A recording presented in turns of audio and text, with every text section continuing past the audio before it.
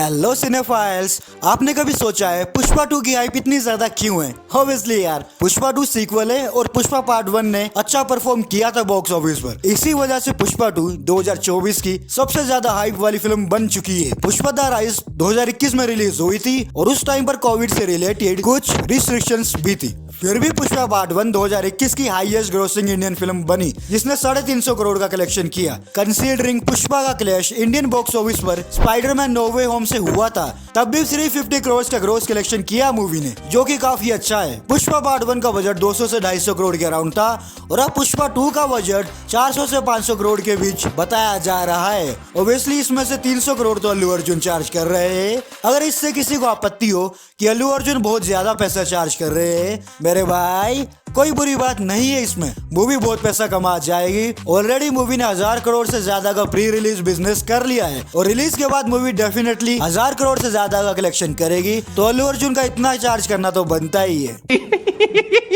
Pushpa part 1 एक trend setter film थी। लोग पुष्पा राज के स्टाइल, उसके डायलॉग्स और पुष्पा के डांस स्टेप को कॉपी कर रहे थे। डेविड वार्नर से लेकर और जितने भी रील्स बनाने वाले थे, सबने श्रीवल्ली वाले आइकॉनिक स्टेप पर रील्स बनाई है और वो गर्दन के नीचे से हाथ निकालना आज भी ट्रेंड में है। पुष्पा पार्ट 1 के डायलॉग्स स्पेशली हिंदी वाले, लाइक पुष्पा झुकेगा नहीं साला, या फिर वो फ्लावर वाला डायलॉग, सब उस टाइम पर ट्रेंड में थे और इन पर बहुत से मीम्स और रील्स बनाई है लोगों ने। आप यहाँ पर ध्यान दो, जितने भी ये सीन थे मूवी में जिन पर शॉर्ट्स, मीम्स या फिर रील्स बनाए, ऐसा नहीं लगता कि ये स्पेशली मीम्स या फिर रील्स बनाने के लिए ही बनाए थे। ऑडियंस को ये सीन्स अच्छे लगे तो उन्होंने इन पर रील्स या फिर शॉर्ट्स बनाई। पर अगर आप सुकुमार जी के हाल ही में दिए गए इंटरव्यू को देखोगे तो उन्होंने ये कहा है कि वो जब भी कोई मूवी का सीन या पर्टिकुलर डायलॉग लिखते हैं तो वो ये ध्यान रखते हैं कि वो सीन या डायलॉग शॉर्ट्स या फिर रील में आए, जिसे देखकर और भी ऑडियंस मूवी के साथ जुड़ेगी और मूवी की मार्केटिंग भी हो जाएगी। ठीक है सर, आप जैसा चाहो वैसा करो, पर वो सीन फोर्सफुल नहीं लगना चाहिए। जैसे पुष्पा 2 के ट्रेलर में लग रहा है वो वाइल्ड फायर वाला सीन। आप यहाँ ध्यान दो, पुष्पा पार्ट 1 पर मैक्सिमम जो रील्स बनी है वो हिंदी डायलॉग्स पर बनी है, जो कि ओरिजिनल लैंग्वेज में है ही नहीं। और आई डोंट थिंक सो कि पुष्पा पार्ट 1 तेलुगु में भी लिखते टाइम सुकुमार जी ने रील्स पर ध्यान दिया होगा।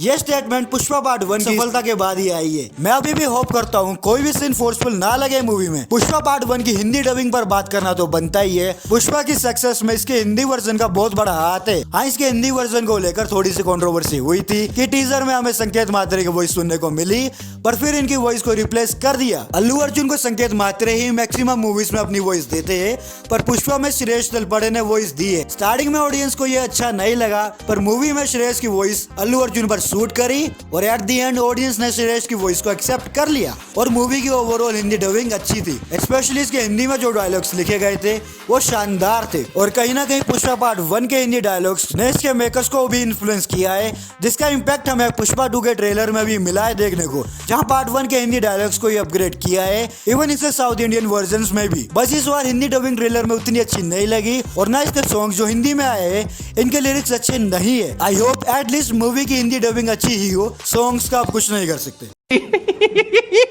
रिसेंट टाइम में पुष्पा 2 से रिलेटेड कोई ना कोई न्यूज सामने आ ही रही है। रिसेंटली मूवी की शूटिंग फाइनली कंप्लीट हो गई है, जो कि अच्छी बात है, और मूवी का रन टाइम भी सामने आया है, जो कि कुछ रिपोर्ट्स के अकॉर्डिंग 3 घंटे 21 मिनट्स का होने वाला है। अब मेन जो न्यूज थी वो रही इस मूवी के म्यूजिक डायरेक्टर डीएसपी से रिलेटेड। इस मूवी के music director DSP Chennai event के दौरान मूवी के प्रोड्यूसर से नाखुश नजर आए। अब हुआ यूं कि डीएसपी ने पुष्पा 2 के बैकग्राउंड स्कोर बनाने में थोड़ी देरी कर दी और मेकर्स इनके प्रोग्रेस से खुश नहीं हुए। इसलिए मेकर्स ने और भी म्यूजिक डायरेक्टर जैसे एस थमन, एमसीएस और रजनीश लोकनाथ को भी ऐड किया मूवी का स्कोर देने के लिए। अब जहां पुष्पा पार्ट 1 का पूरा म्यूजिक देवीश्री प्रसाद यानी डीएसपी ने दिया था, वहीं पर अब पुष्पा 2 में और भी म्यूजिक डायरेक्टर्स इन्वॉल्व है, स्पेशली बैकग्राउंड म्यूजिक को देने के लिए। अब चेन्नई में जो इवेंट हुआ उसमें डीएसपी ने डायरेक्ट मूवी के प्रोड्यूसर रविशंकर को कॉल आउट किया और बोला, मुझे पता है रवि सर को मुझसे बहुत प्यार है, लेकिन उन्हें आजकल मुझसे प्यार से ज्यादा कंप्लेंट्स है। अब प्रोड्यूसर्स की जो कंप्लेंट्स है वो यही है, बैकग्राउंड स्कोर में डिले होना